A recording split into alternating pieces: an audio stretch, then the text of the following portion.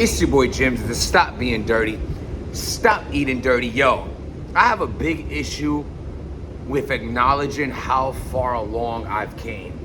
Like how far I've on my journey of growth, how far on my journey of fatherhood, how far on my journey as a man, how far on my journey of weight loss, how far on my journey of muscle gain, how far on my journey of holistically everything in my life. I have a big problem with stopping and acknowledging it.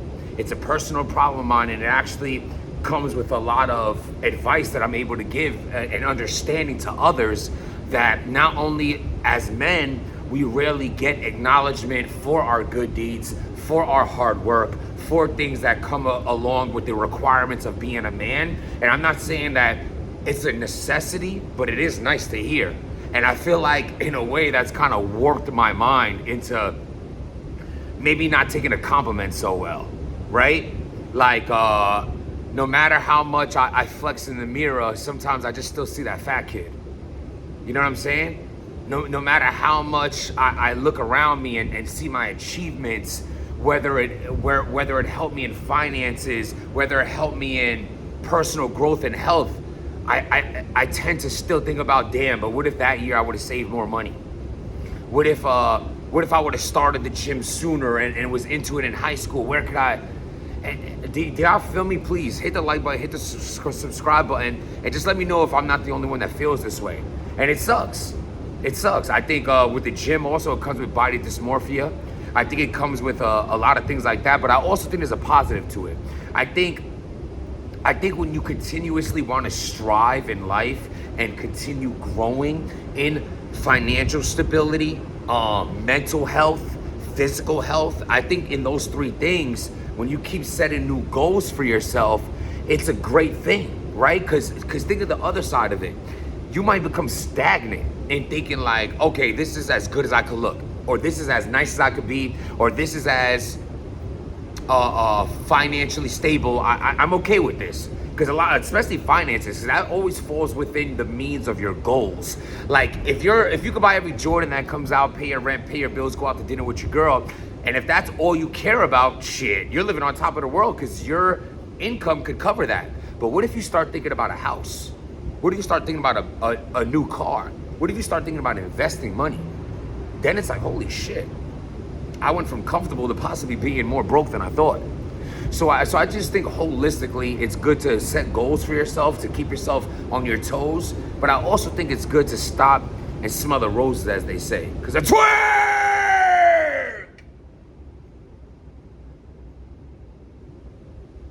Oh my God. All right. So there's 3 battles coming up. Not even coming up. There's 3 battlers. There's 2 that are coming up and 1 honorable mention of somebody that I want to add to this list. And it's crazy because we could have added more people. You know what I'm saying? Please write in the comments who else could have been added to this. I'm just thinking about a way that I want to promote these cards coming up. And this is the way I want to do it because there's certain names on it, right? So let's start with New Jersey Twork, coming off a clear loss to Loaded Lux. Is Twork in a position where he can clearly lose again? I don't think so. Now, do I think he will clearly lose?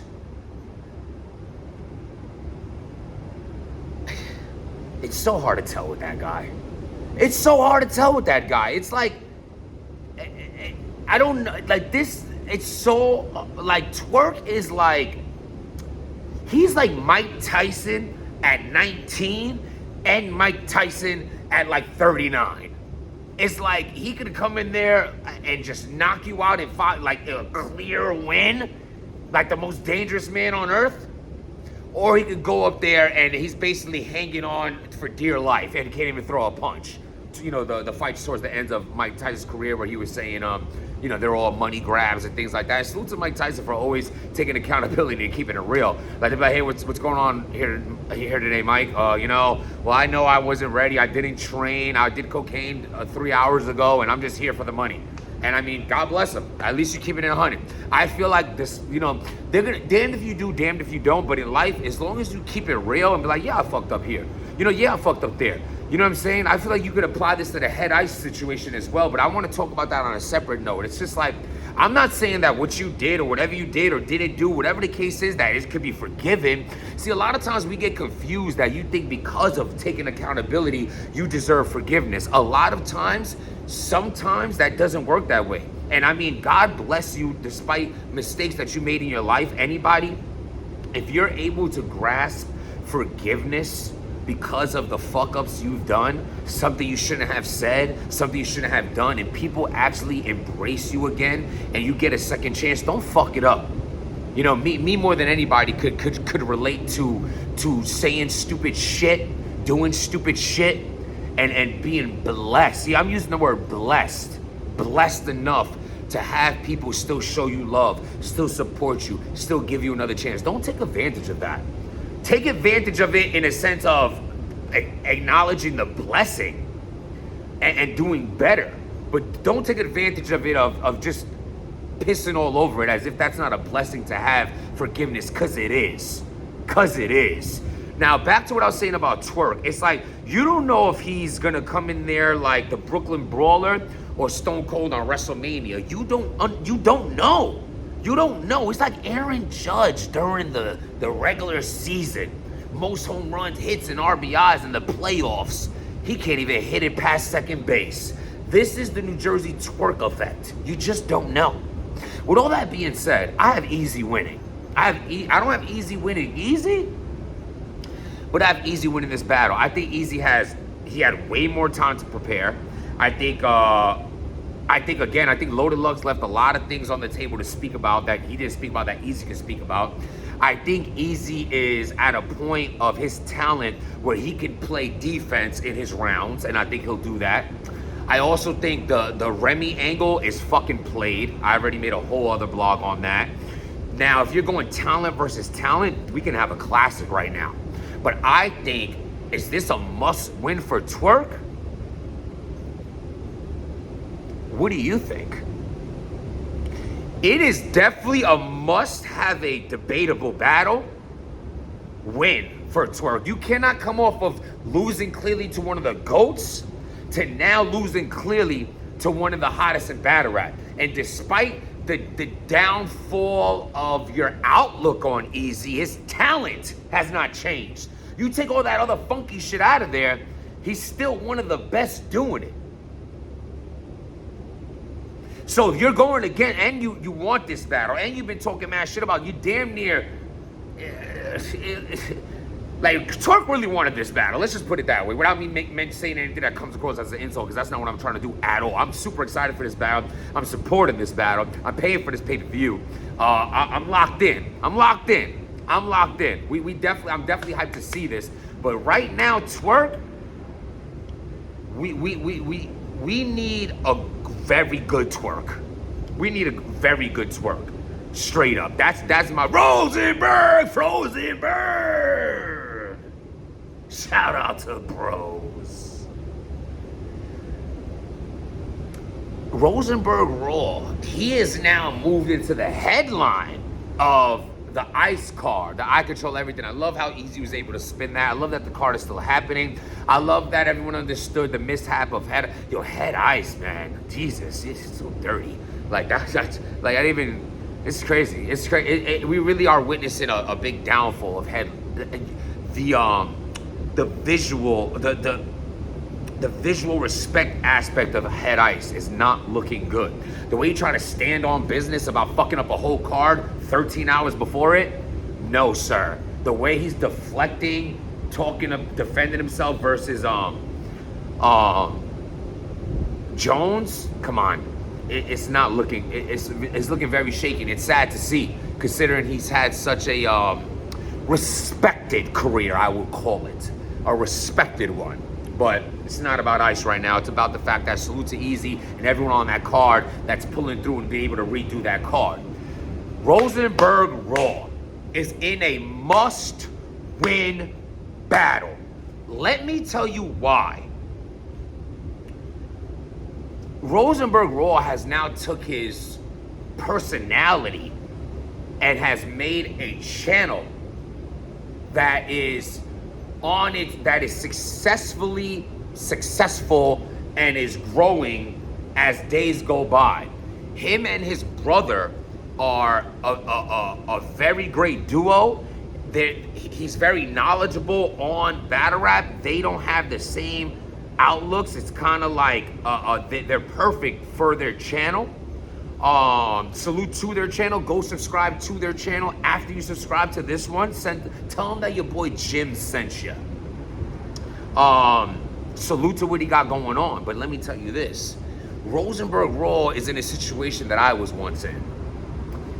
It's when you're blogging more than you're battle rapping. Because obviously blogging, you could do it every day if you wanted to. He'd be doing 30 for 30s, all kind of shit. You are now in a position to be just labeled a blogger who raps when you really want to be a rapper that blogs. I'm telling you, it's irritating. It is. I mean, when people used to tell me they liked my blogs more than my battles, I didn't really take it as an offense because I give y'all so much on these blogs, so much of myself, so much of the human, the man, the Jimmy behind the gyms. And I feel like I was able to grow a channel by being myself. And what better way for people to find likeness in you by you just being you? You know what I mean? Because your battle raps are an extreme exaggeration of who you are. But it's not who you are. It's an extreme exaggeration of it. You know what I mean? I have a chain that's worth $3,000. I'm saying it's worth $20,000. I own a handgun. I say I own a machine gun. You understand what I'm saying? It's an exaggeration of truth, which I hope everyone's raps are. You know what I'm saying? You sold some weed. You know Pablo Escobar. You know what I'm saying? It's an imagination of the truth. It's an enhancement, an extreme enhancement of truth. Because let's be honest, if it was all factual, we would all be serial killers and drug lords. But with that being said, not only does Rosenberg have that pressure on him to show, no. Blogging is what I do in my free time. I'm still that guy when it comes to these battle raps. So he has that pressure on him. He has the pressure, and he has the pressure of battling P. And I'm gonna tell you why that's a pressure must-win battle. Because P does this.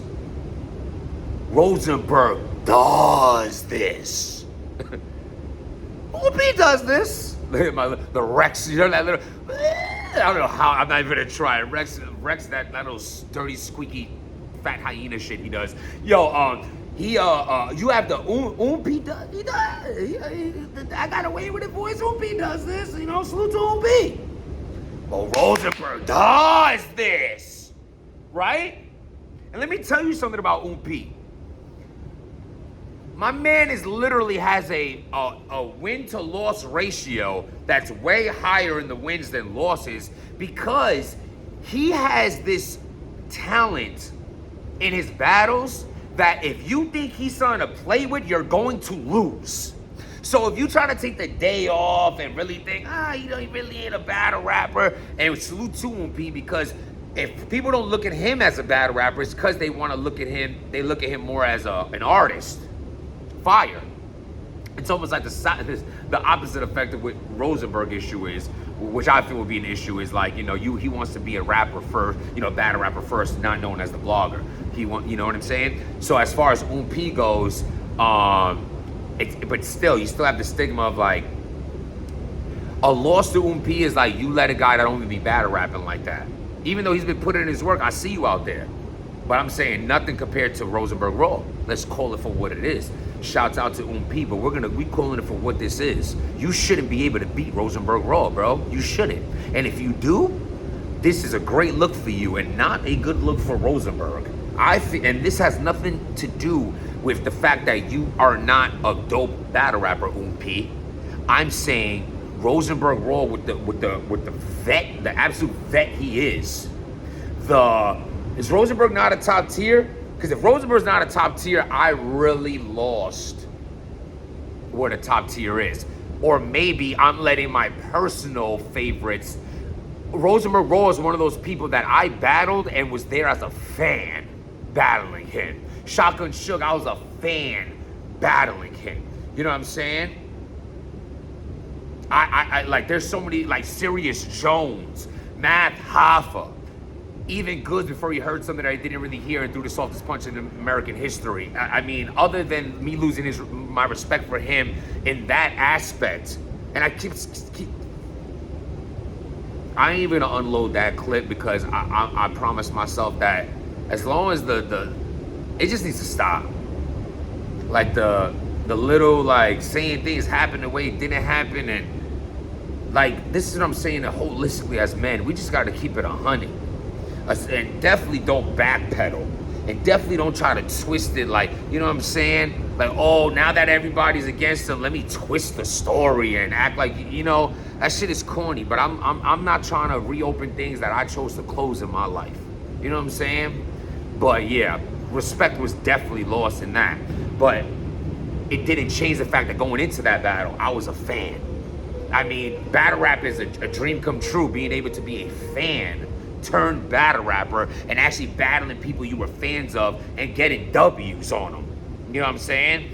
I feel I beat Math. I feel I beat Sirius. I feel like Rosenberg kicked my ass. I feel like, you know what I'm saying? I mean, Goods, you know, it was 1-1 going to the third. He forfeited. I won that. You know what I'm saying? I battled A Verb for money. 5 judges said I won. I know there's gonna be someone in the comments saying, oh, well, you know, they robbed A Verb. No, I robbed A Verb then. I left with his money. So say I robbed him then, if that's how you feel. 5 judges, fuck you. You know, God forbid you gave credit out here. Anyway, I feel like this is a must-win for Rosenberg Raw for the reasons I just gave. Shout out to Rosenberg. Shout out to P. Hitman Holla, damn it! I don't know who. I don't know when. I don't know where. But whoever, yo, bro. It's like, it's so funny, right? It's like New Jersey Twork and Hitman in this scenario of this blog is like, you don't have to win your next battle, but you can't lose. You know what I'm saying? It's like, because the title of it's gonna be like these three battlers have to win their next battles, and it's kind of like when it comes down to Hitman and Twork, it's like, bro, okay, maybe I don't have to win your next ones. You've done enough to have the name you have, but you can't lose them. You don't have to win, but you can't lose. It's like, yo, there has to be an extreme show out. No pun intended, for Hitman, his next rollout, his next battle, whoever it might be, whenever it might be. And I feel like he has all this dark cloud shit over his head because of the Mook loss and how he's handling it. I feel like he has a way he could turn that around. If the right approach and the right bars, the right just the right approach overall on what you choose to say to the people, you can, you know what I mean? I'm not gonna give him advice. He's a grown man. He's a veteran in his own right. I mean, you know, but like, all I'm saying is you can sometimes put it like this: love and hate. If you have a lot of each the similarity of both of them is the attention. You have all this love attention. You have all this hate attention. Use the attention to your best ability. So everyone, even though people might be watching you to watch you lose, they're still watching you. And you have the opportunity to show out in a way where you could change people's perspective, for sure. Whoever Hitman Holla's next battle is, I feel like it is a must-win for him. Especially because he is at the end of the road. There is only so many battles left for Hitman. Do you really want to go out on a loss? Now, I don't want to, you know, for a long time, I didn't want to, you know, no disrespect, but I didn't want Cicero to be my last battle. The only plus I have for that is I feel like I 30'd them clear, and to say that out of all the battles I've had, all the states and countries and money and merch and fans and this and that I've gained from this, I'm happy to be like, damn, my last battle, I won. So to at least have that is a great feeling. So if Hitman walks away now, getting 30 by the GOAT, a lot of times that's the last thing they'll remember you for. And I don't want him to be remembered like that. I want him to come back and show us one last Hitman Holla. This is everything on the line. You know, whether it's gonna be against a Lux, a Twork, whatever it might be. But whoever it might be, he don't gotta win. but he can't lose. Let me know what y'all think. Let me know who else do you believe is on the list of the next time we see them is in a must-win situation. Do you agree with me? Do you disagree with me? Let me know. And listen, like I said in the beginning of this blog, give yourself some credit. The person that you are today is the person you dreamed to be 2 years ago. And you're that person right now. So yes, continue making goals. Continue wanting to better yourself. But stop and realize you're doing a great job. We all need to do it more, myself included. I also want you to remember, set boundaries in your life that you do not budge or break for anybody. Protect your peace. And if it ain't bringing you peace, then peace. Bye!